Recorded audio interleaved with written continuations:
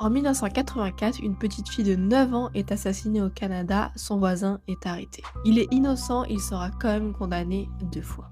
Christine Jessop est retrouvée morte le 31 décembre 1984 dans un champ à 50 km de chez elle.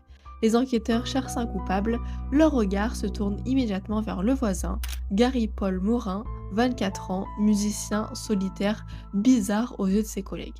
Et tout ça est suffisant pour en faire un suspect. Le problème, il avait un alibi. Il était au travail au moment de la disparition, mais la machine judiciaire était déjà lancée. Premier procès en 1986, acquitté.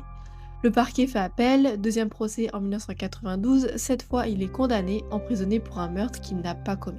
Mais comment c'est possible? Les témoins ont menti, les experts ont manipulé les preuves ADN, la police avait décidé que c'était lui dès le premier jour, et tout le reste a été construit autour de cette certitude. En 1995, l'ADN prouve son innocence, Guy Paul Morin est libéré après des années de cauchemars, et le vrai coupable n'a jamais été identifié.